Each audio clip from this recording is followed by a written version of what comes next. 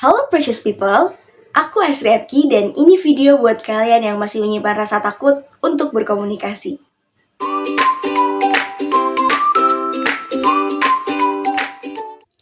Pernah gak sih kalian pergi berobat ke dokter dan minta ditemenin sama mamah kalian?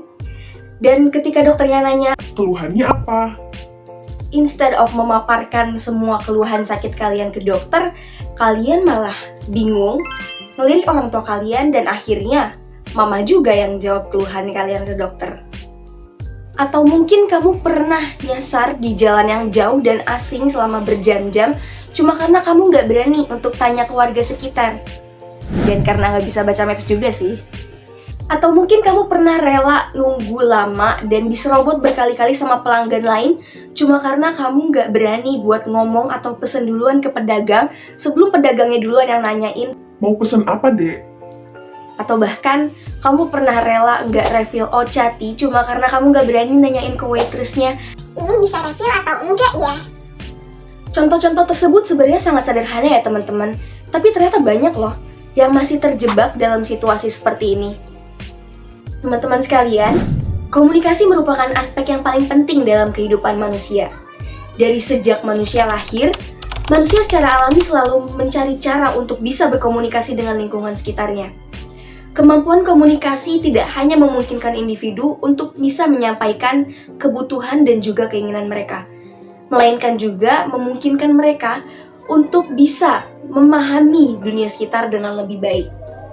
Kalau secara definisi nih, menurut James I. F. Stoner, komunikasi adalah proses seseorang untuk bisa memberikan pengertian atau informasi dengan cara menyampaikan pesan kepada orang lain. Komunikasi itu penting untuk menambah pengetahuan, membangun dan menjaga hubungan, membuka peluang karir, menyelesaikan masalah, membantu kamu menyampaikan ide, meningkatkan teamwork, dan yang terakhir adalah meningkatkan produktivitas. Tapi di video kali ini aku akan membahas komunikasi yang paling sederhana, yaitu komunikasi dalam kehidupan sehari-hari. Mengapa penting? Sederhananya, komunikasi membantu kita untuk bisa bertahan hidup. Udah, itu aja. Karena kalau kamu masih terus-terusan ada di fase yang aku jelasin di awal tadi, masih takut buat ngomong, malu buat bertanya, nggak berani ngasih pendapat, ya kedepannya hidup kamu juga bakalan susah. Karena isinya hanya dipenuhi dengan ketakutan-ketakutan dan kamu akan kalah sama mereka yang berani. Sama halnya ketika guru kamu ngasih pertanyaan di dalam kelas dan kamu tahu jawaban yang benarnya apa. Tapi kamu nggak berani buat jawab. Akhirnya teman kamu yang berani itulah yang menjawab dan guru memberikan apresiasi kepada dia yang berani untuk menjawab. Meskipun jawabannya itu masih belum tepat. Dan kamu hanya bisa nyesel dengan bilang, Duh, kenapa ya aku nggak berani? Padahal jawaban aku tadi tuh benar. secara umum ada 6 faktor penghambat komunikasi. Yang pertama adalah tidak percaya diri. Yang kedua, ucapan atau pesan yang sulit dimengerti. Yang ketiga, persepsi negatif. Yang keempat, jarak kedekatan komunikator dan komunikan. Yang kelima, gangguan komunikasi. Dan yang keenam, perbedaan dialek atau bahasa. Namun pada kasus-kasus ini, faktor utamanya adalah tidak percaya diri. Kira-kira, kenapa ya seseorang bisa nggak percaya diri untuk berkomunikasi? Sebenarnya ada beberapa hambatan yang dapat menghambat seseorang dalam membangun kepercayaan diri. Yang pertama adalah pengalaman masa lalu yang buruk. Pengalaman masa lalu yang buruk seperti pengalaman bullying atau pengalaman gagal dalam situasi penting dapat menghambat seseorang untuk membangun kepercayaan diri. Pengalaman tersebut dapat menyebabkan ketidakpercayaan diri sendiri dan kecemasan saat berhadapan dengan situasi serupa. Yang kedua adalah pola pikir yang negatif. Pola pikir yang negatif seperti merasa tidak mampu atau merasa takut untuk mengambil resiko juga dapat menghambat seseorang dalam membangun kepercayaan diri. Pola pikir ini dapat membuat seseorang merasa tertekan dan meragukan kemampuan dirinya sendiri. Yang ketiga adalah kurangnya dukungan dari lingkungan sekitar. Lingkungan sekitar yang tidak mendukung dapat menghambat seseorang dalam membangun kepercayaan diri. Kritikan yang berlebih atau perbandingan dengan orang lain yang lebih sukses dapat membuat seseorang merasa rendah diri dan tidak percaya diri. Yang keempat, kondisi medis atau psikologis. Beberapa kondisi medis atau psikologis seperti gangguan kecemasan atau depresi dapat menghambat seseorang dalam membangun kepercayaan diri. Kondisi ini dapat membuat seseorang merasa cemas atau tidak bersemangat untuk berinteraksi dengan orang lain. Yang kelima, kurangnya keterampilan atau pengalaman. Kurangnya keterampilan atau pengalaman dalam suatu bidang juga dapat menghambat seseorang dalam membangun kepercayaan diri. Ketidakpastian mengenai kemampuan dan pengetahuan yang kurang dapat membuat seseorang merasa tidak percaya diri saat berhadapan dengan situasi yang menuntut keterampilan atau pengalaman tersebut. Lalu, gimana sih cara untuk membangun kepercayaan diri dalam berkomunikasi? Ini dia beberapa tips yang dapat membantu kamu untuk membangun kepercayaan diri dalam berkomunikasi. Yang pertama adalah mengenali kekuatan dan kelemahan diri kamu. Dengan mengetahui kekuatan dan kelemahan kamu dapat lebih memahami diri sendiri dan menjadi lebih percaya diri dalam berkomunikasi dengan orang lain. Tentunya, fokuslah pada kekuatan yang kamu miliki dan jangan terlalu memikirkan kelemahan yang ada di dalam diri kamu. Yang kedua adalah mempersiapkan diri sebelum berbicara. Jangan pernah takut untuk melakukan persiapan sebelum kamu berbicara. Persiapan akan membantu kamu merasa lebih percaya diri ketika berbicara. Yang ketiga adalah berbicara dengan jelas dan tegas. Ketika berbicara, pastikan kamu mengucapkan kata-kata dengan jelas dan tegas. Hal ini akan membuat kamu terdengar lebih percaya diri dan rileks, hingga bisa menarik perhatian dari orang lain. Yang keempat adalah mendengarkan dengan baik. Mendengarkan dengan baik adalah keterampilan yang sangat penting dalam komunikasi dalam kehidupan sehari-hari.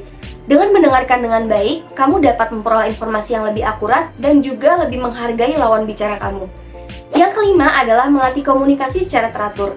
Latihan membuat sempurna dan hal ini berlaku juga dalam komunikasi dalam kehidupan sehari-hari. Coba deh kamu untuk berbicara dengan orang yang belum pernah kamu kenal atau berpartisipasi dalam kelompok diskusi.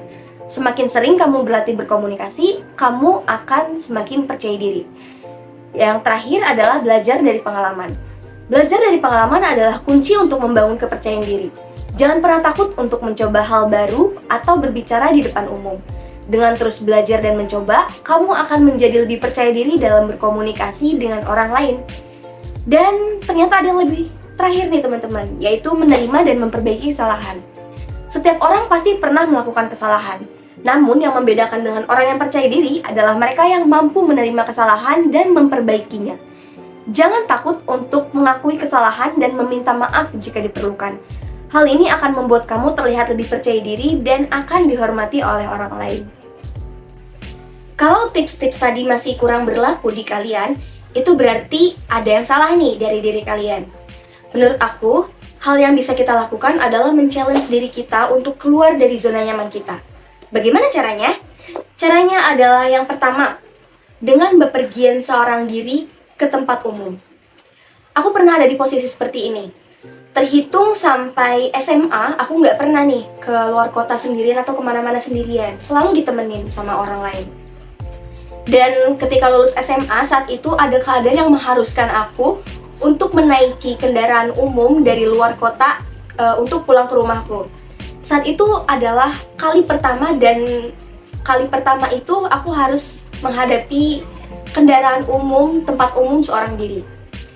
Dan mau gak mau, aku harus berinteraksi dong dengan penumpang lain, dengan petugas KRL dan juga petugas stasiun. Dan ternyata aku bisa. Hal tersebut yang membuat aku sampai sekarang berani untuk bertanya kepada orang asing ataupun kepada petugas yang lebih mengetahui tentang hal tersebut. Jadi aku mungkin gak akan tersesat karena aku berani untuk tanya. Yang kedua adalah jangan berlindung diri di balik kata introvert. Aku pernah punya temen yang ketika ditanya, Kamu kenapa sih kalau misalnya diajak ngomong selalu diem aja? dia jawabnya, Ya gimana ya? Udah bawaan lahir introvert gitu. Teman-teman sekalian, introvert dan extrovert itu bukanlah sesuatu hal yang membuat kalian tidak bisa berkomunikasi atau mahir berkomunikasi. Introvert dan extrovert perbedaannya hanyalah dari segi bagaimana cara mereka merecharge energi mereka masing-masing. Bukan berarti orang yang extrovert ini sangat pandai untuk berkomunikasi dan orang yang introvert tidak bisa berkomunikasi. Bedakan antara introvert dengan antisosial ya teman-teman. Kita ini adalah manusia, makhluk sosial yang pasti membutuhkan peran individu lain dalam keberlangsungan hidup kita. Jadi jangan sampai nih kita berlindung di balik kata introvert, sehingga ketika kita tahu nih kepribadian kita introvert, kita akan terus berada di zona nyaman kita untuk gak mau bersosialisasi dengan orang lain.